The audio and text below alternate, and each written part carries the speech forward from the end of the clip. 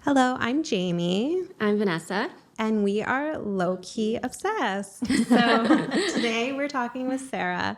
And Sarah, tell us about yourself. What's your background? I'm a registered clinical counselor.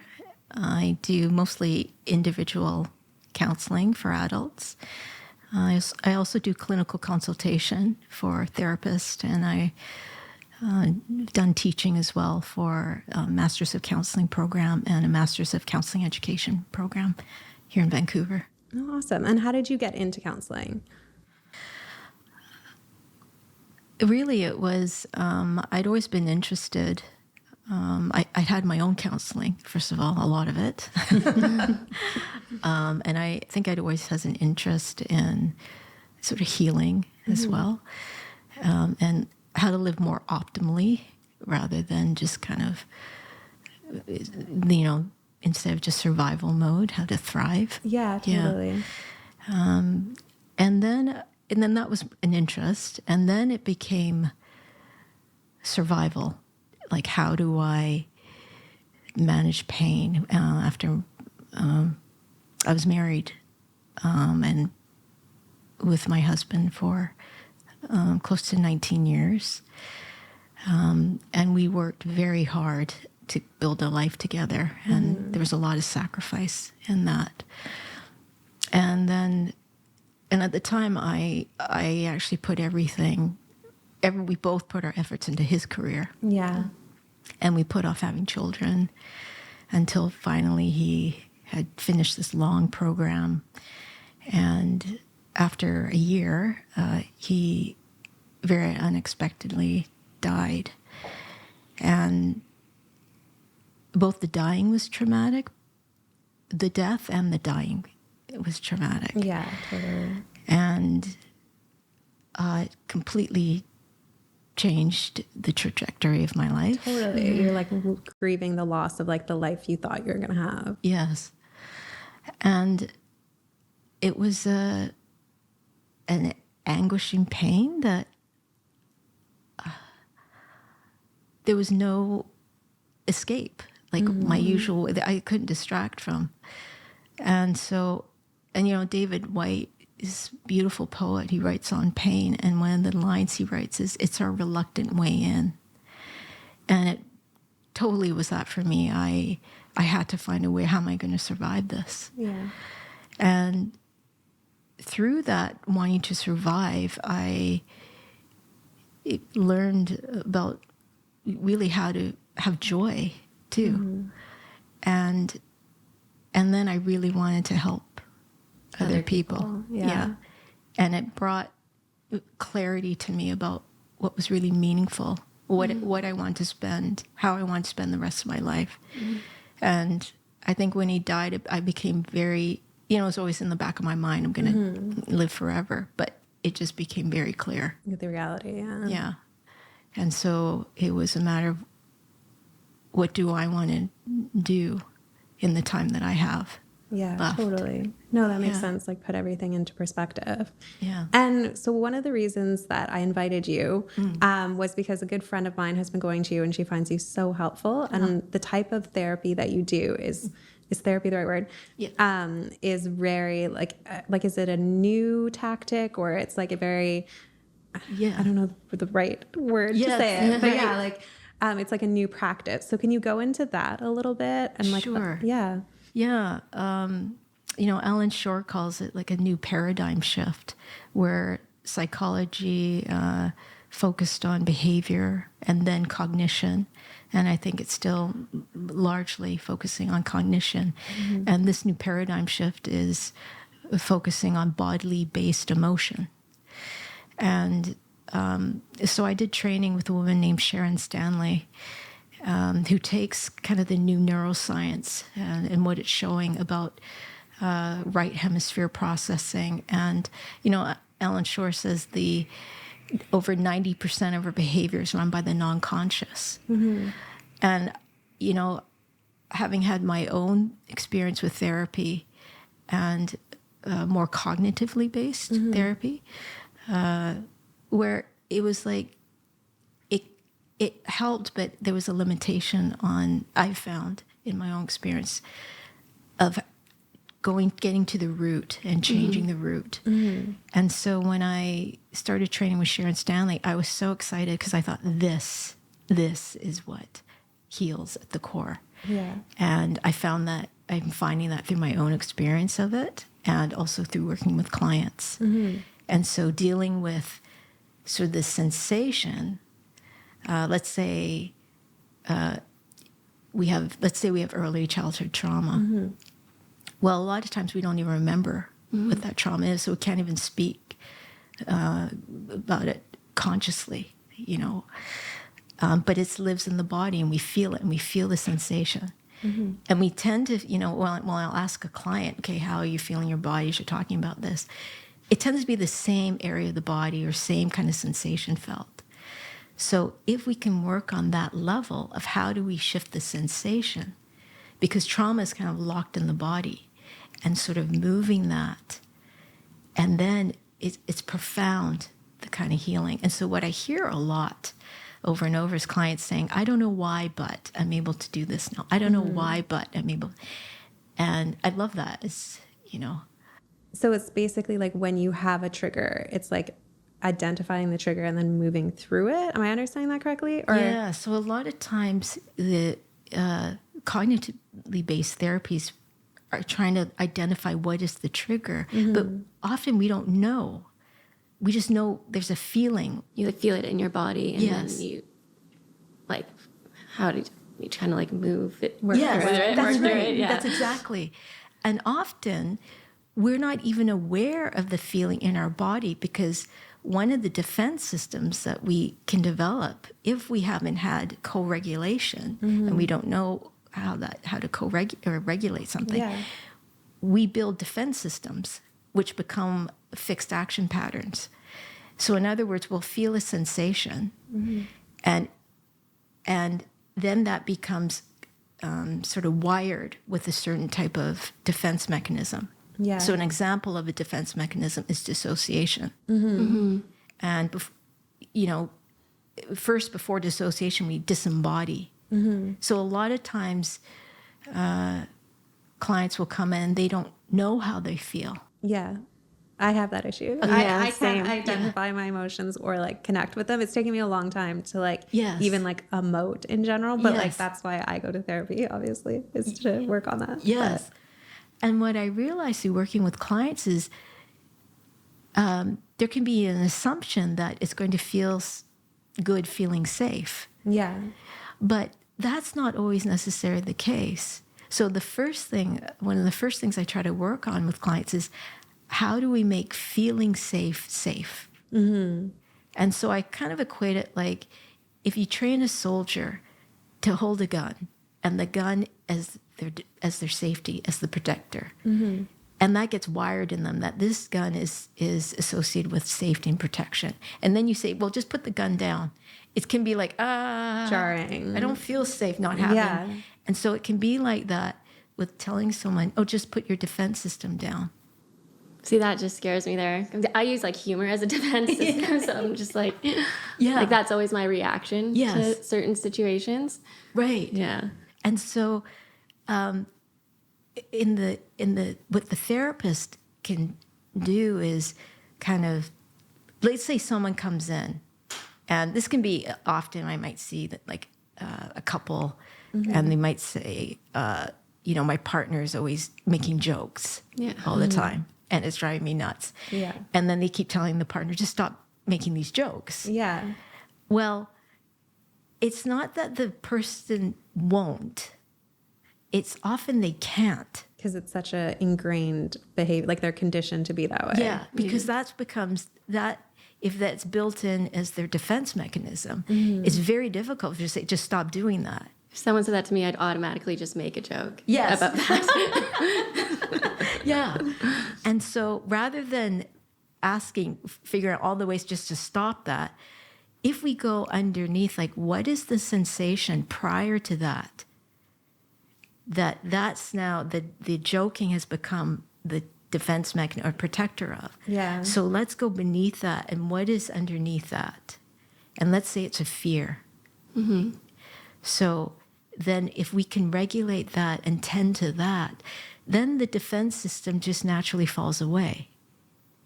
So I often don't really, unless the client wants to, I don't really focus on that. I focus on what is underneath that. Because when the defense system's no longer necessary, that will fall away. Oh, okay. Yeah. Interesting. Yeah.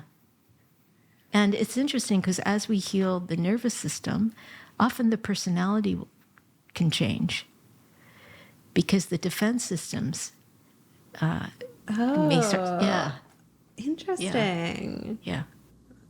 So have you noticed in like patients that you've had that there like is a huge shift or like is it interesting. And they'll be the ones to notice it. Yeah. And it's profound and it's it seems subtle sometimes because they'll say, I don't know why, but I did this, I said this for the first time, or I don't know why this, or maybe they or no.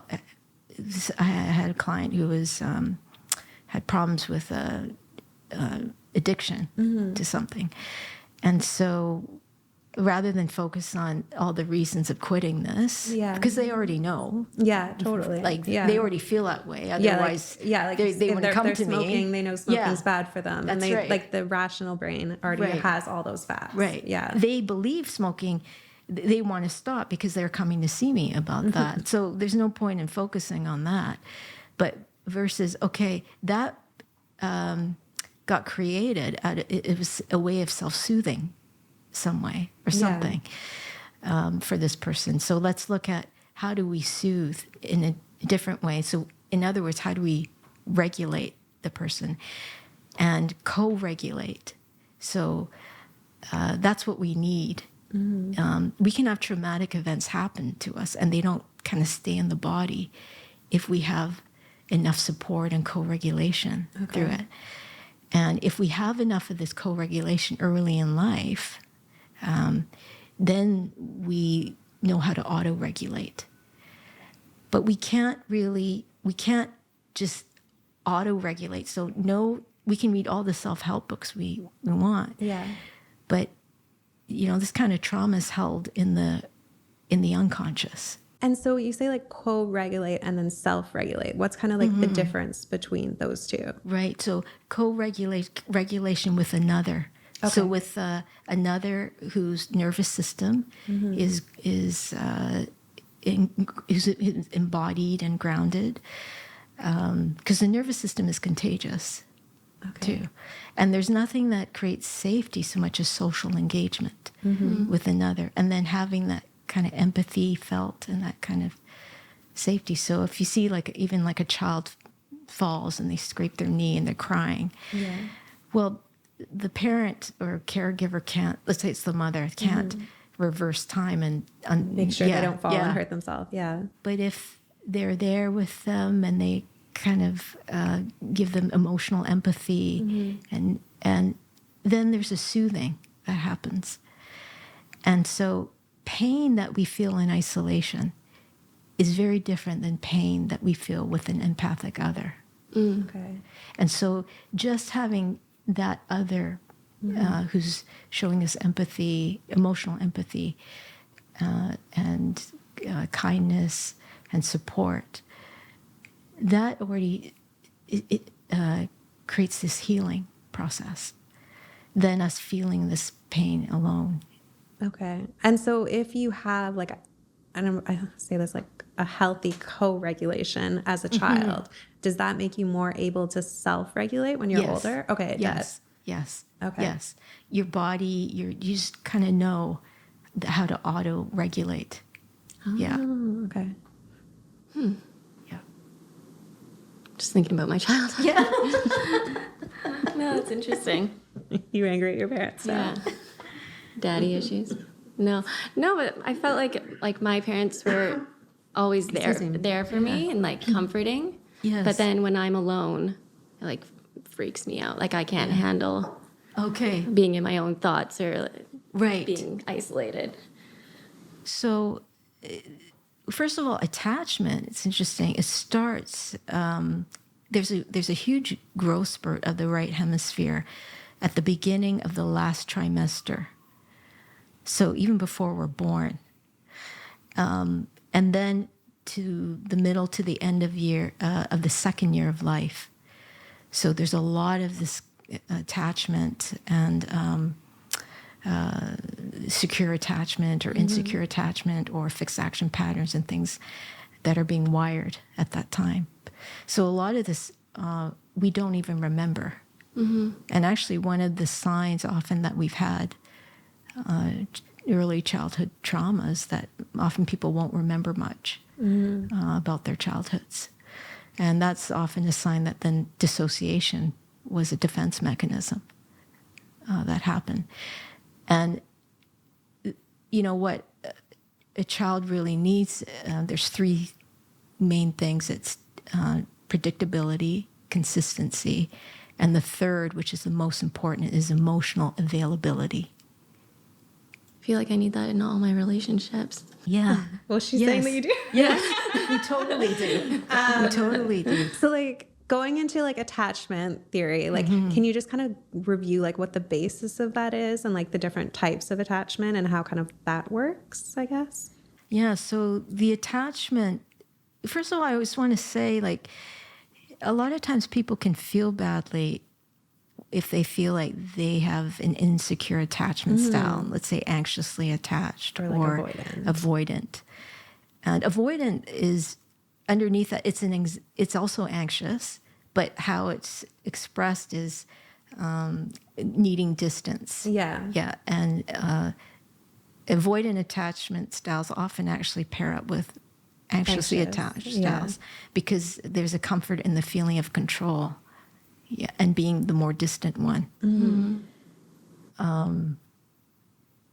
So sorry, I just lost my track. No, I think I'm going into my own childhood. Yeah, and so right. So what I was going to say is that when we don't get the secure attachment, we adapt, and that's the sign of resiliency to me. You know, our ability to adapt.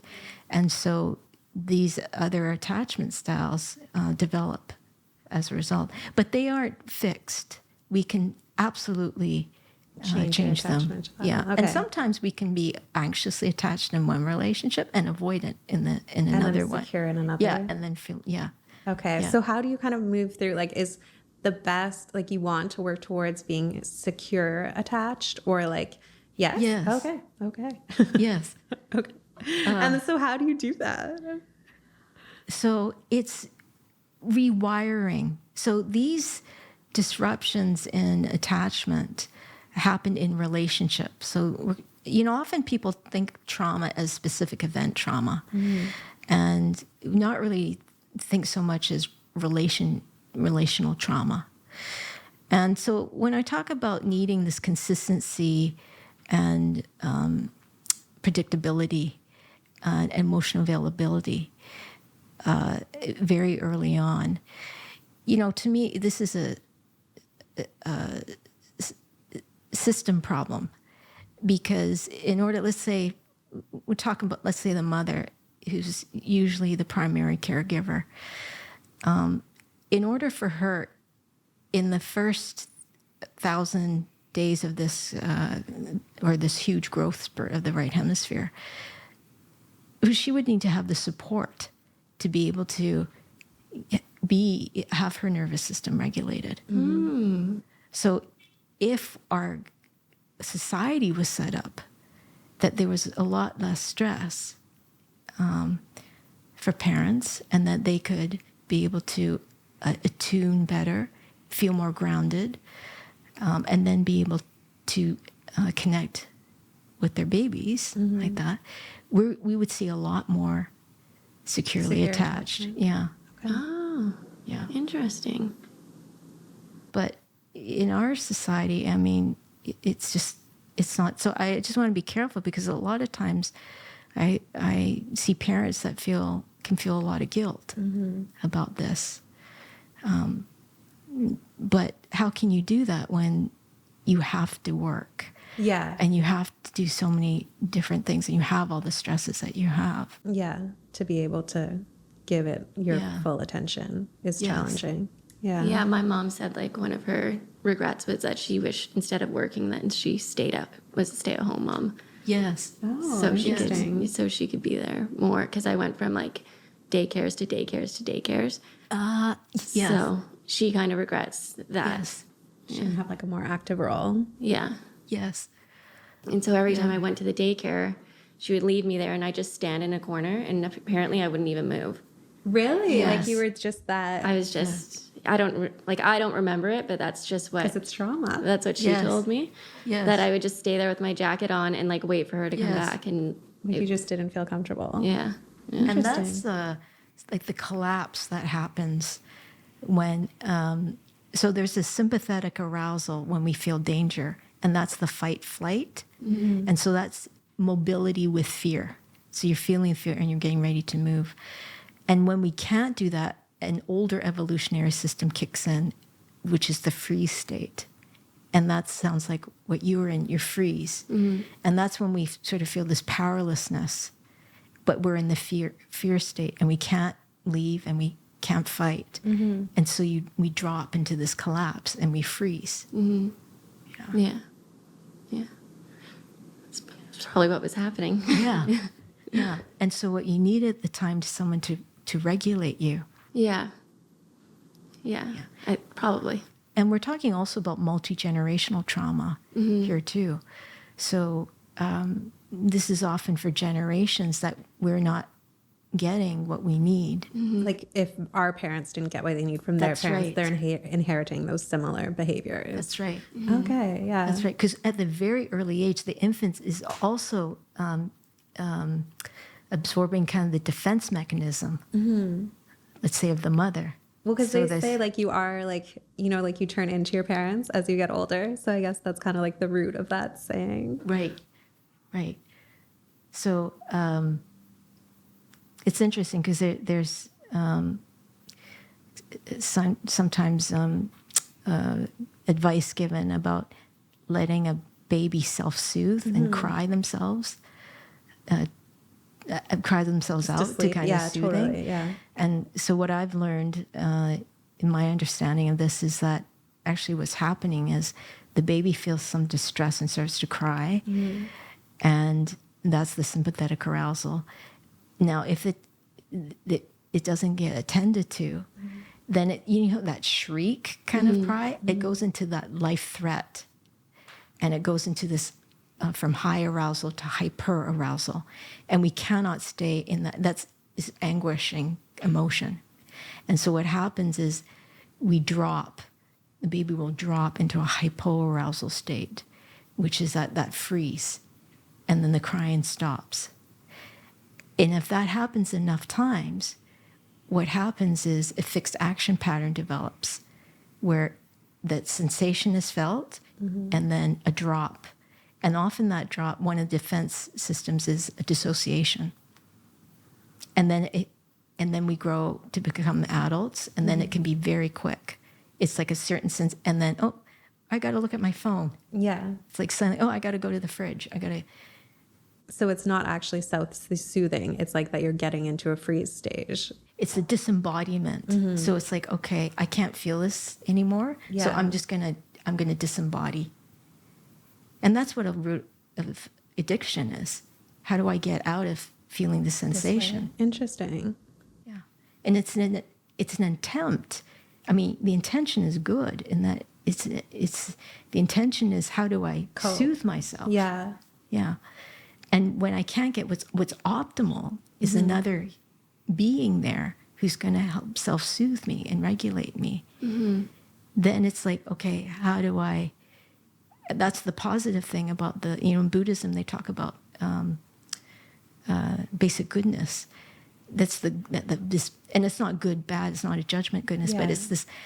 The organism wants to thrive. It wants to survive, and so okay, how do I find another way? Because I can't stay in this anguishing emotion. Yeah, totally.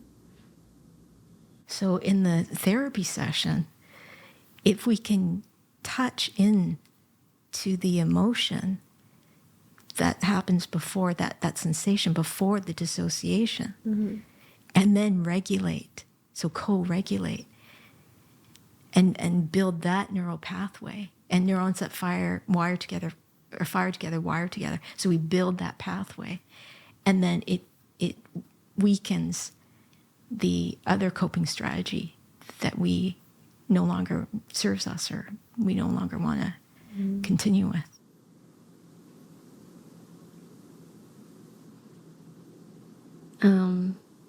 Like for the therapist, then it's really important to, one, doing our own grounding work, doing our own work about being better and better at auto-regulating, and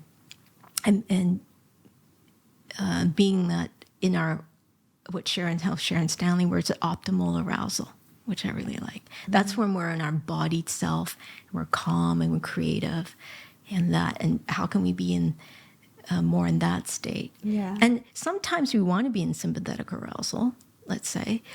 The thing is, when we sense danger and we go into sympathetic arousal, evolutionarily, the youngest part of our brain, orbital frontal cortex, it shuts off. And that's the home of empathy and compassion and higher wisdom. Oh, interesting. And then what gets highlighted in the brain is scanning for threat. So we put our brain starts putting energy into scanning for threat, for survival. So it's great if a bear's coming at us, but it's terrible in relationships. Totally. If you just go into survival mode. Right. Yeah. But let's say we're driving, and a good driver is always a defensive driver. So we want some sympathetic arousal when we're driving because we want to be scanning for threat. Yeah. And that's why I always advise people to not have conflict in a car. not have like serious conversations in a car. Which often couples will do because they're like, okay, I've got it trapped. Yeah, it's trapped like in the you car. want their captured attention, right. but you don't actually because they're like trying to like defensively drive. Yeah, that's right. So already the driver is going to hear tones that may not be there. Yeah. And I've certainly done that myself, where I've read a text and I swear, and I was dysregulated, and I swear, I read it when I'm calm, and I swear it said something different. Totally. I've been there too. And I'm so bad. I'm actually like a very short texter. Okay. And so like in general, my friends are like, is she angry? But I'm never angry. Like I'll just be busy. Yes. And I usually have like a work phone. And so like I think of it like when I return a text message as like checking a box versus like actually putting in like a thoughtful reply. And I actually like just had a friend tell me, she was like, your phone is there for like your convenience, not for like others. And so she's kind of like, you should like think of it like you don't have to feel the pressure to like return the text right away. She's like, take your time and like do it when you like feel like you want to, which is something that I'm like working on, because sometimes you are busy and you can't do a thoughtful response, and like people are like reading into that. Because with the text we just have the printed word. So what the cues of safety, mostly they're around our face and throat. So it's the prosody of the voice, it's kind of facial kind of tension or lack of tension, and it's gestures. And very quickly we get a sense of kind of safety or non-safety, and we're reading these non-verbal cues.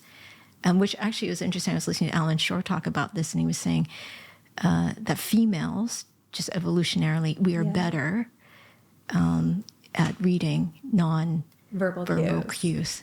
Oh, interesting.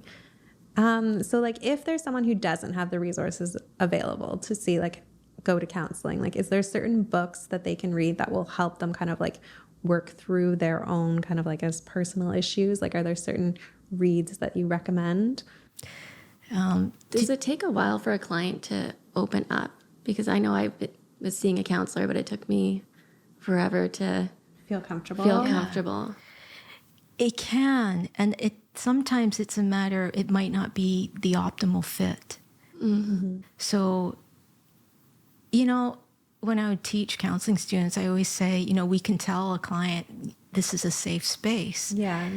But they have to feel that it is. Yeah. And so that's where we need to do our own work, because if I'm like this, I'm like, oh, it's safe, Vanessa. I'm totally safe.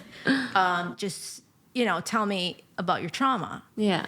You can hear my voice. It doesn't feel safe. It doesn't feel safe. Yeah. Took me back. I was like, oh, I know. You have a very good voice too. I feel like in general, like it's so soothing. Like I could listen to you forever. I know. I so feel calming. like I would always feel safe. Yeah. Well, it's kind. And I had a lot of great therapists, which really helped me. And I think, though, healing relational trauma has to be in relationship. Mm-hmm. And that's what I've, through my experience, my own personal experience in working with clients, I really believe it has to be, because the rupture happened in relationship. Yeah. And that's why there's a limitation and on how much books and the left hemisphere reading Can about really process. you have to kind of experience that. What does it feel like to feel safe with another, and also to have that dysregulation or upset come up, and then have someone attune to us, to how you work through it. Yeah, and be there and be that kind of predictable, consistent, and emotionally available person that could give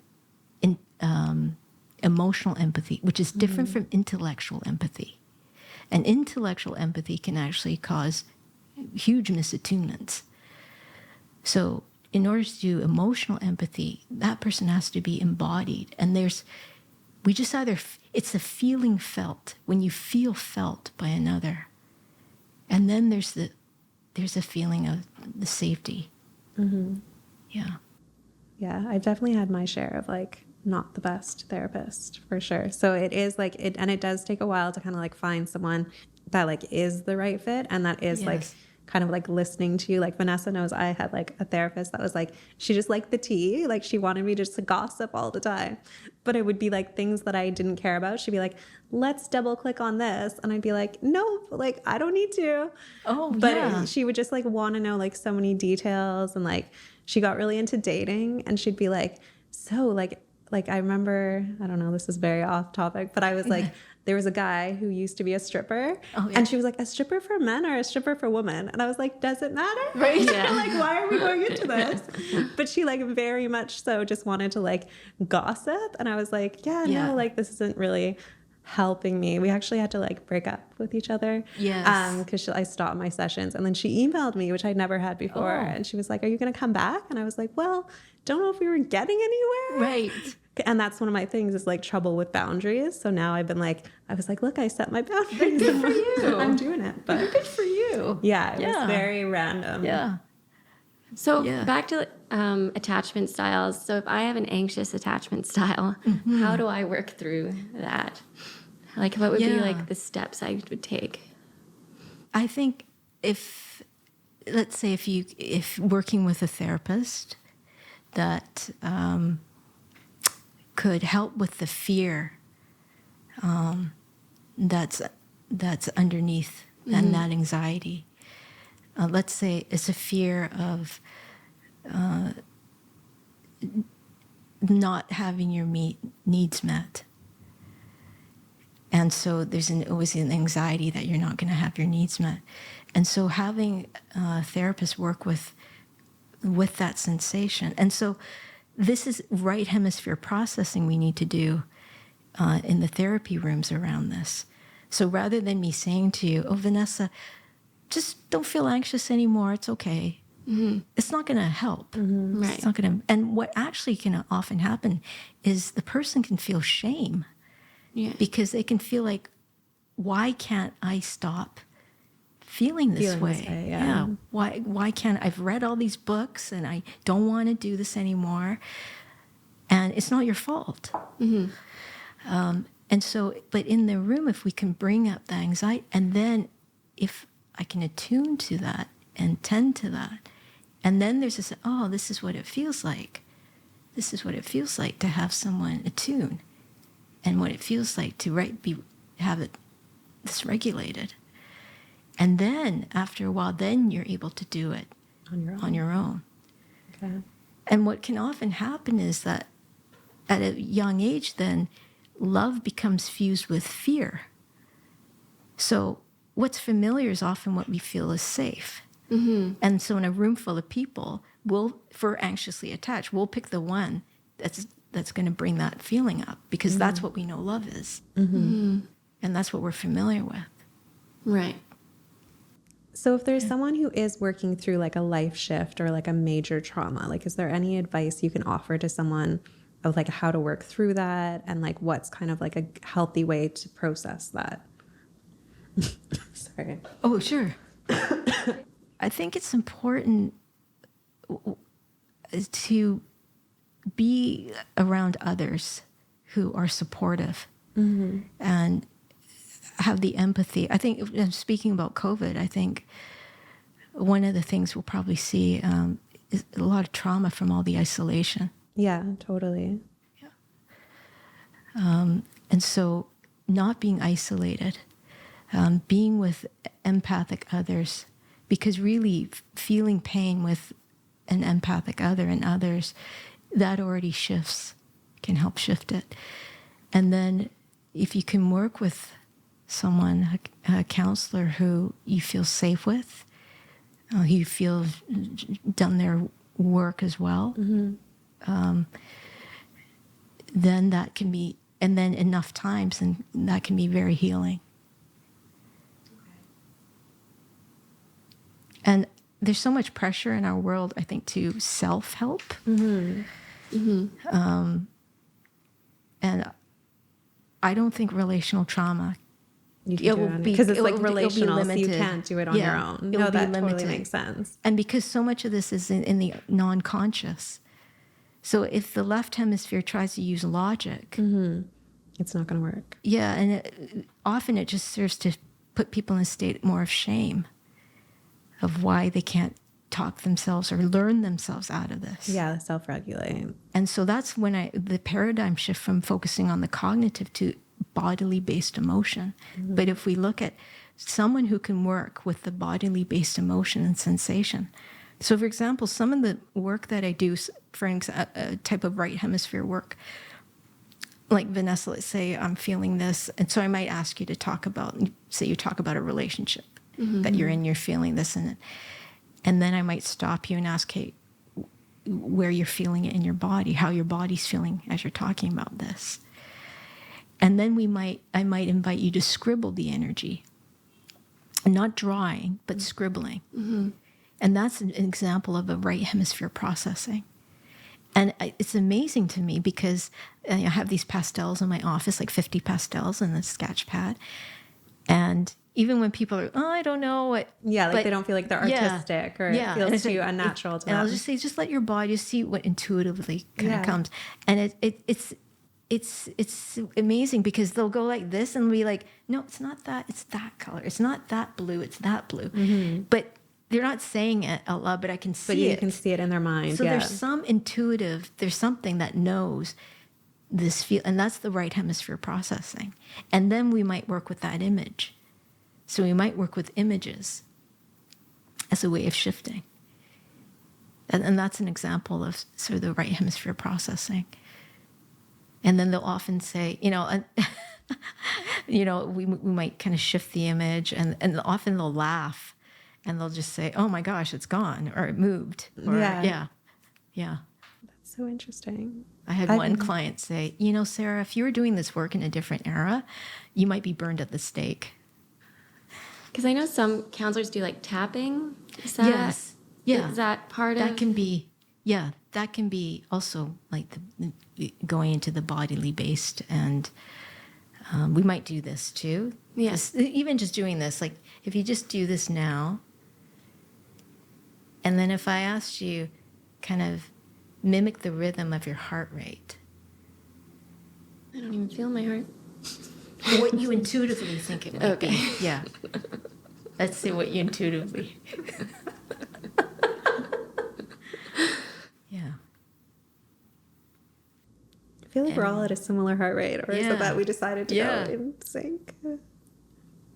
And what if we all just slowed it down a little bit?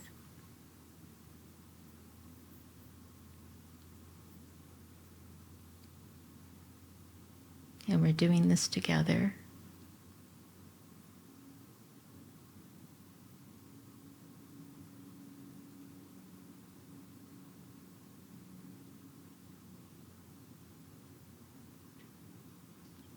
And feeling your feet in the ground. And feeling how the earth is supporting you, holding you to the chair.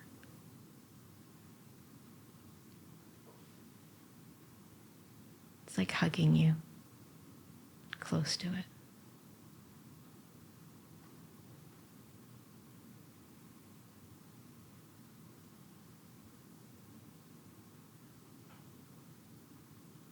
And just notice how you feel in your body now.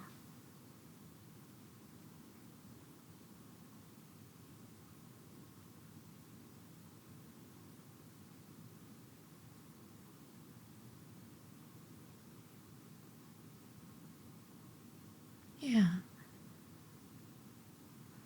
And so what do you notice? I feel heavy. Yeah. Really? Yeah. I feel relaxed. Like I feel very calm. Yeah. So the heaviness can feel like where you're grounded, you're dropped into your body. Yeah. Sometimes people will feel drowsy too after doing a grounding exercise, and they'll say, "Oh, I feel sleepy."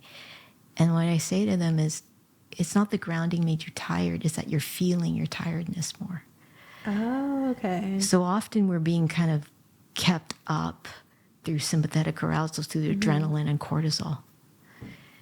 And we have about 13 seconds, I think it is, when the adrenaline and cortisol come in. If we can ground within that time, then it's great. If not, it can be, the adrenaline cortisol can be, I think, up to 45 minutes in our bodies. So then we continue to run on adrenaline, or? I think a lot of times in our life, we're constantly running on it. It's the kind of brace, brace, brace crash. So it's kind of like fueling ourselves, keeping up with caffeine, sugar, and distraction. Oh, that is me. Okay. Yeah. And then when we do a grounding, if that's the case, the person would feel that heaviness. You're coming back into your body. We can sometimes feel a drowsiness. And then or a sense of relaxation. Yeah. Yeah. And when I say that, when emotions come up, it's just the body processing. So it's good. So would you do that exercise when you feel like you are in like a state of like anxiety? Is that the right? So I think it's really it's key if the psychotherapist can attune. And that's why it's so important that the psychotherapists do their own work so that they know, is this my stuff? Is that their stuff? They can more easily attune than when we're in our optimal neural state. And so sometimes, let's say, clients coming in and they're kind of, it's very hard then. I don't want them to do something they need to move. So we might run on the spot. And I'll say, okay, let's run on the spot. But we're going to honor the body. Yeah. Yeah. But that's where the safety gets built, I think, because the more that the therapist can attune, and it's okay if there's a misattunement. That's okay. If there's a misattunement, but if the caretaker or the therapist can do an interactive repair, then that also builds the safety. Interesting. And then the anxious attachment can be healed because then you're not just left with dealing it on your own. Right. Yeah. So would that be a tool if, say, I was at home by myself to do that? Or like what kind of tools would you tell someone to do? Vanessa wants you to heal her right now. Yeah. She wants all her issues to be resolved in this session. And everyone's going to know. I think that the more that we can be with ourselves, so when we feel sad, let's say, or fear, or anxious, let's say anxious, and if we can be there for ourselves and say, okay, where am I feeling this anxiety? And remind kind of the young child in us that that young child now has an adult, as you. And just kind of, it's okay. And if I can't heal, kind of tend to this, I'll find a support. And just kind of remind, I'm here for you. And allowing the feelings to come. And I think that's the key, is like, how do we allow all our feelings to be there? And not be like, uh-oh, sad, better change it. Uh-oh, fear, only be happy. Yeah. But, there's this sadness that's coming. And how can I sit with this sadness? So when you're sitting with your sadness, I guess then that's when you would do like a tapping or like some sort of exercise. Is that kind of how it works? Or it's or not if you that can call a prescriptive? friend who's going to be really supportive. I think that's the biggest thing, is social engagement is the most healing. So with an empathic other who can just be, I'm just going to be with you. I'm really sorry that you're feeling. Yeah. And So there's the emotional empathy that you feel. And then it's like, okay, I'm not alone in this. Because a lot of the anxious attachment is because you're alone and powerless to do anything about it. So, yeah. Because an avoidant is like the opposite. How would they, because they avoid their emotions, how would they dive into their emotions and like heal that? So both anxious and avoidant can avoid feeling. Basically, these are ways of like avoiding feeling sensation. So and the avoidant underneath that is anxiety. Right, yeah. Yeah. So both is anxiety. Yeah. It just kind of outwardly displays a little bit differently. But both they're anxious states. Right. So working with someone who can help co-regulate that fear and let them know, how do you do that? How do you not eliminate fear, but how do you work with fear? Yeah. The goal isn't to not feel fear or sadness or anger. The goal is how do you have all of your emotions, but able to like work through them effectively versus like suppressing them, I guess. Yeah. Okay. And so like if you were looking at like the pillars of a successful relationship, like what does that look like? If someone's like trying to figure out like if a relationship's like healthy or not, or trying to figure out like their needs, like what would you say are kind of the key things? It's a big question. Okay. I would say it's really important to levels of self-awareness. Often what I see is avoidance of getting triggered, including triggered by your partner. So it's like, don't do this because this triggers me. Yeah. And I think what would be really profound is to that those are important to communicate, but also to look at one's own propensity to be triggered by things. And how do I work on my propensity to be less triggered by certain things?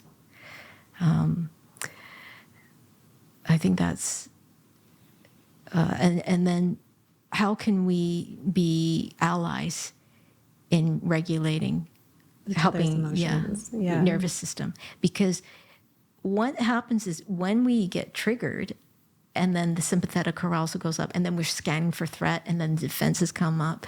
Well, now we've both left, and now we've just got our defense systems. So there's no point. Totally, yeah. So the conversation is very different if we can stay and keep our access to the orbital frontal cortex and the empathy and compassion. Then it's a completely different conversation. So both individually, what helps regulate me, what helps regulate my partner, and if we can communicate that to each other. Yeah, like what each person needs. Yes. Yeah.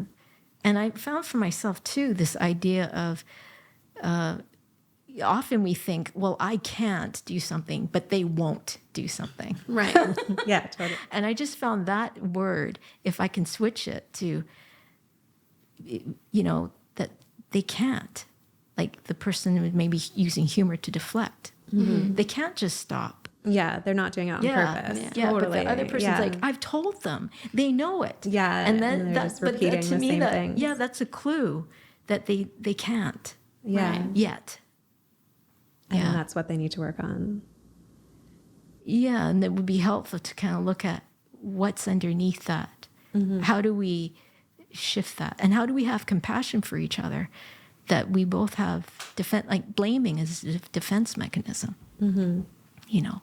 And so if I know that and then I start to blame, then to me it's like, okay, what's going on here? Yeah. This is why is this defense mechanism coming up? Yeah. Or defensiveness. Yeah. And I think if we could teach empathy, like emotional empathy early on, and listening, reflective listening too. I think I think most people think they're good listeners. Most people do. Yeah, that's true. But what I hear a lot, let's say for couples, and like I give the example, let's say one person is upset because their partner they want to spend time with them. It was Sunday and they want to spend time, but the other person went in the bedroom and read for 3 hours. Yeah. And so the person comes and said, you were in there reading for 3 hours. Yeah. Usually what happens is we start arguing the facts, and the other person was, it wasn't 3 hours. It was like 45 minutes. Yeah, exactly. Totally. Yeah. And then we start, versus if reflective listening, kind of making space and just listening to the other person, and then making sure we understood them and saying, okay, so I hear you're really upset that I was in the bedroom for a long time reading and you want to spend time together. Did I get that right? Yeah. Well, yeah, some of it. Right. Yeah. Totally. And then you might say, okay, can you tell me more? Yeah. You know, well, blah, blah, blah, blah, blah. Okay. So, and then reflecting back, and then did I get this right? And then I'm like, yeah. And then usually you see that nervous system, and then might say, well, okay, maybe it wasn't 3 hours, but still, or whatever, right? But then the conversation changes.